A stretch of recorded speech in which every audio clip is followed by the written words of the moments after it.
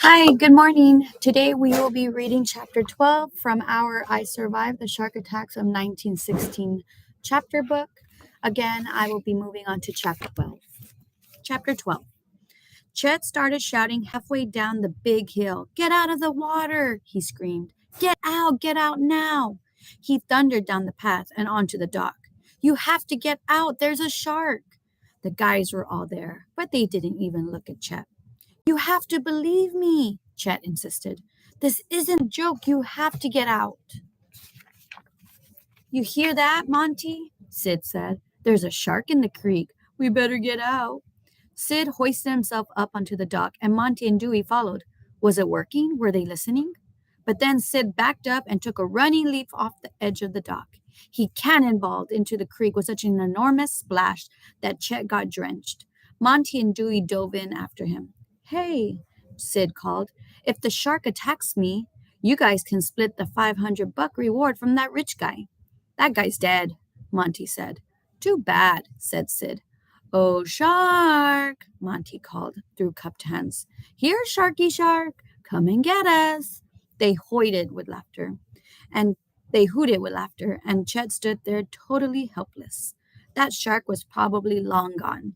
Nobody would ever believe him. For the next 100 years, people around Elm Hills would be talking about Chet Roscoe, the kid who had said that there was a shark in the creek. He'd be a big joke like the captain was. Chet felt like running away, far away, all the way to California. But then he noticed Sid, strangely still in the creek. His face had gone white. His mouth was open, like if he was going to scream. Chet's insides turned to jelly when he saw the glistening fin moving slowly through the water. What is that? Dewey said. Hurry, Chet cried. Get out! Monty and Dewey flew out of the water, but Sid seemed stuck, hypnotized. The shark was closer to the surface now, its black eyes almost glowing, its massive body looming. They all screamed at Sid, Get out! Hurry! Come on, it's coming! Chet heard a motor in the distance and Captain Wilson's voice shouting, Shark! Shark in the creek! Everyone out! Shark in the creek! But Sid did not budge. The shark was getting closer. But suddenly, before he had a chance to think, Chet was in the water, swimming as fast as he could towards Sid. He grabbed hold of Sid's arm and pulled him. Chet, is it real? Sid gasped. Is it real? Yes, hurry! Monty and Dewey were at the edge of the dock, reaching down for them. Sid hoisted himself up, and Chet planted his hands on the dock. The guys all grabbed his arms to pull him up. Chet was almost out of the water when something caught his leg.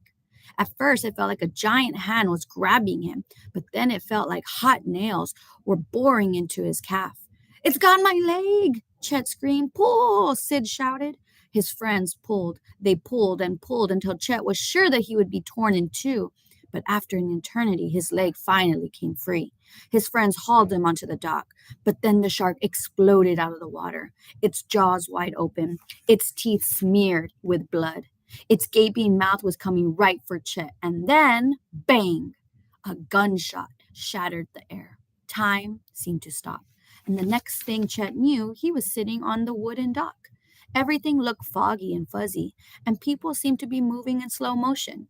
He heard muffled noises, men's voices, a boat's motor, and the guys saying his name over and over. They were all leaning close, still holding tight to his arms.